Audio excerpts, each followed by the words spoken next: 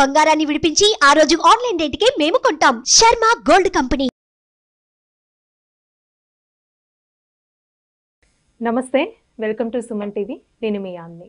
ప్రస్తుతం మనతో ఉన్నారు ప్రముఖ ఆధ్యాత్మికవేత్త, ప్రముఖ జ్యోతిష వాస్తు పండితులు సుభాష్ శర్మ గారు ఉన్నారు. గురువుగారితో మాట్లాడి మనకున్న సందేహాన్ని అడిగి తెలుసుకుందాం.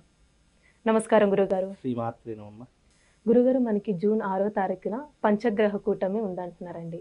అంటే ఈ కూటమి వల్ల ఏమైనా ప్రళయాలు కానీ ఏదైనా ప్రమాదాలు కానీ జరిగే అవకాశం ఉందంటారా? అంటే ఇలాంటి గ్రహాల కూటమి వల్ల గతంలో కొన్ని సంఘటనలు జరిగాయి అంటారు, అసలు మేమేమంటారు? తప్పకుండా తెలియజేస్తానమ్మా. ముందుగా ప్రేక్షకులందరికీ శ్రీమాత్రే నమః, శ్రీ గురుభ్యో నమః. నమో దేవ్యై మహాదేవ్యై శివాయై సతతం నమః. నమ ప్రకృత్యై భద్రాయై నిహతాం ప్రణతాస్మిత.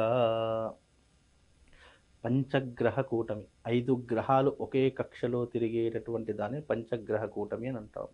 అంటే 5 గ్రహాలు వృషభ రాశిలో సంచరిస్తున్నాయి.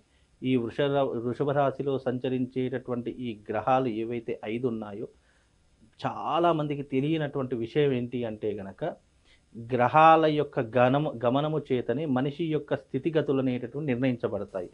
అవి చాలా మట్టుకు ప్రూవ్ అయినటువంటి సంఘటన. అంటే ఒక్కొక్క గ్రహము ఒక్కొక్క మనిషి మీద ఒక్కొక్క రకమైనటువంటి ప్రభావితం చూపిస్తుంది. ఇప్పుడు మనకు 9 గ్రహాలు అని చెప్పడం జరిగింది.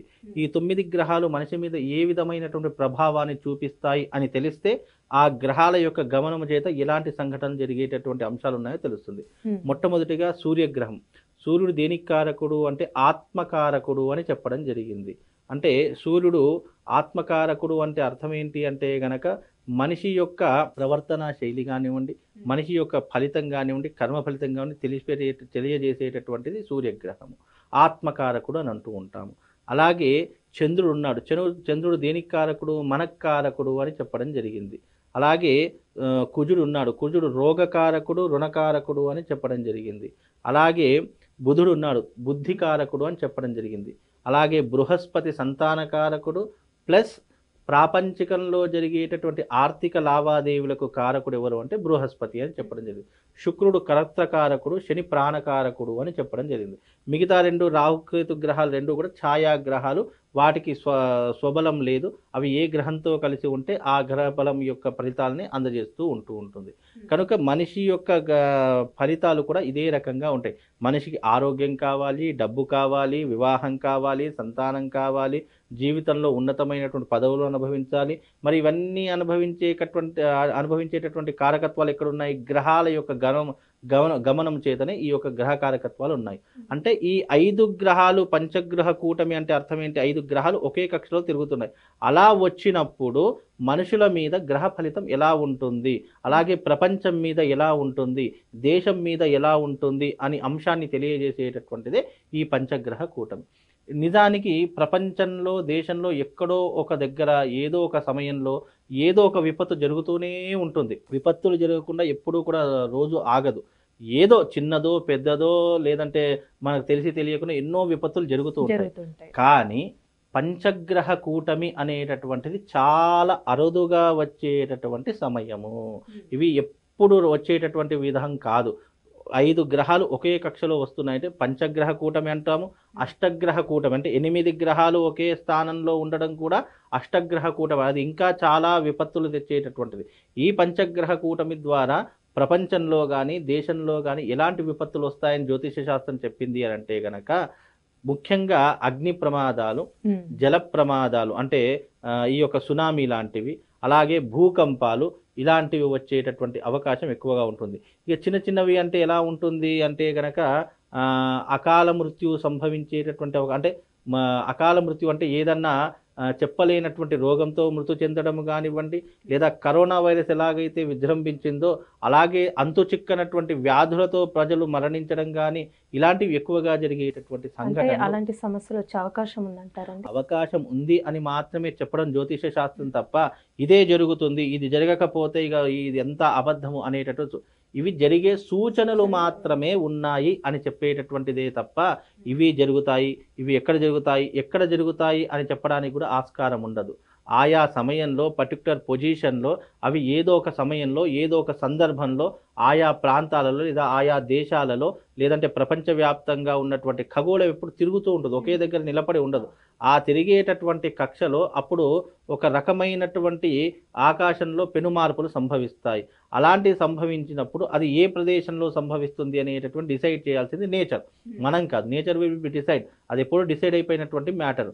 అంటే ఇలాంటివి చాలా అరుదుగా వస్తుంటాయి.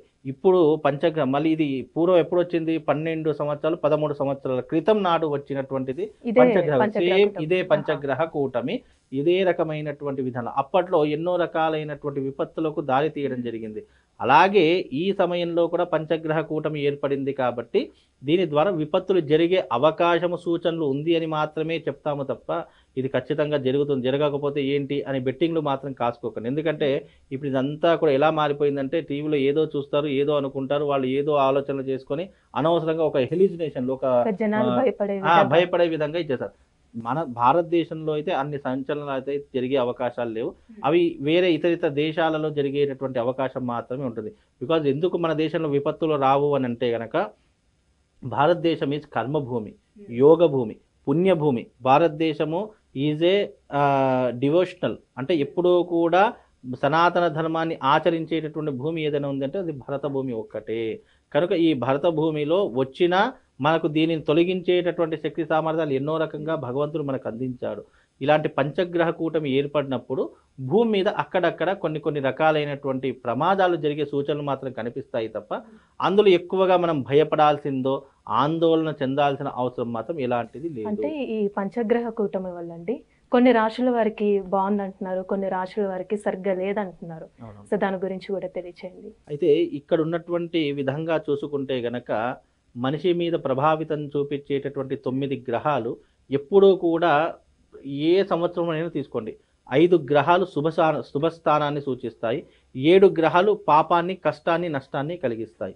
అందులో శుభాన్ని కలిగించేటటువంటి రాశులు ఏవైనా ఉన్నాయి అంటే ఒకటి మేషరాశి, రెండవది మేషరాశి ఒకటి, అందులోనూ కర్కాటక రాశి ఒకటి, ఆ తర్వాత తులారాశి ఒకటి, అలాగే మకర రాశి ఒకటి, ధనస్సు రాశి ఒకటి. ఈ 5 రాశుల వారికి మహర్జాతకము ఈ యొక్క గ్రహ కూటమి ద్వారా ఏర్పడబోతుంది.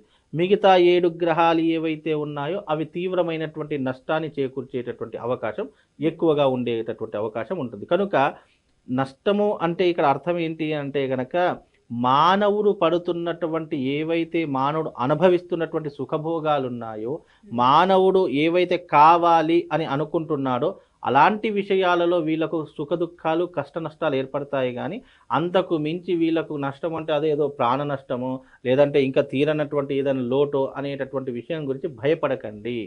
ఏదైతే అదృష్టం ఉన్నటువంటి రాశులకు ఆర్థిక పరంగా అదృష్టం రావచ్చు, కుటుంబ పరంగా అదృష్టం రావచ్చు, ఇతర కారణాల వల్ల అదృష్టం రావచ్చు. నష్టము అంటే అర్థం ఏంటి?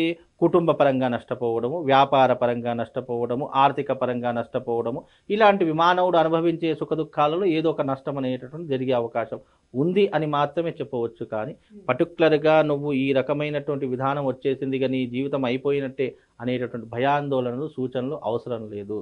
మనం బాగా ఉన్నప్పుడు మనం ఏం చేసుకోవాల్సిన అవసరం లేదు. బాగా లేదు అని తెలిసినప్పుడు మనం ఏం చేసుకోవాలి? ఇది పంచగ్రహ కూటమి అంటే దైవికానికి సంబంధించినటువంటి కూటమి కాబట్టి దానికి సంబంధించినటువంటి పాజిటివ్ ఎనర్జీని గెయిన్ చేసుకోవాలి. ఆ రకమైనటువంటి పాజిటివ్ ఎనర్జీ గెయిన్ ఎలా అవుతుంది? దైవారాధన చేసుకోవడం, యజ్ఞయాగాదులు చేసుకోవడము, అదే రకంగా భగవంతుని ఆరాధన, అర్చన, పూజ, పునస్కారం ఇలాంటివి చేసుకోవడం ద్వారా రాబోయే, ఇప్పుడు నేను ప్రతి విషయంలో ఏం చెప్తాను, రాబోయే విపత్తులని ఆపాలి, మన దాకా రాకుండా ఉండడానికి దైవారాధన ఒకటే మార్గం అని చెప్తాము తప్ప ఇంకా వేరే మార్గం ఏమీ లేదు. కాబట్టి ఇప్పుడున్నటువంటి ఈ పంచగ్రహ కూటమి కారణం చేత మీరు పాజిటివ్ ఎనర్జీని పొందడానికి యజ్ఞయాగాదులు చేసుకోండి, అలాగే దైవారాధన చేసుకోండి. మీరు ఇలాంటి మీ బాగాలేని రాశుల వారికి బాగాలేని రాసినటువంటి వాళ్ళు ఎవరైనా సరే ఇలాంటి యజ్ఞయాగాదులు అంటే 6వ తారీఖు నుండి మొదలుకొని 18వ తారీఖు లోపల ఈ లోపల మీకు వీలైతే అరిష్ట నివారణ తంత్రం అని చెప్పేసి ఉంటుంది. అంటే అరిష్టాలు పోవడానికి, మనకు జాతకం ఉన్నా లేకపోయినా అరిష్టాలు ఏవైనా ఉన్నాయి, మన జీవితంలో ఎన్నో రకాల ఇబ్బందులతో సతమతమైపోతున్నాం, తెలియనటువంటి ఇబ్బందులతో సతమతమైపోతున్నాం, ఆర్థిక పరంగా కానీ, కుటుంబ పరంగా కానీ, శారీరక పరంగా కానీ, వ్యాపార పరంగా ఏదైనా ఇబ్బందులు పడుతున్నారు అని అనుకుంటే గనక వీలైనంత వరకు అరిష్ట నివారణా తంత్రం అనేటటువంటి విధానం ఒకటి ఉంటుంది. అది ఈ 6వ తారీఖు అమావాస్య నుంచి మొదలుకొంటే గనక 18వ తారీఖు వరకు మీకు అవకాశం ఉంది.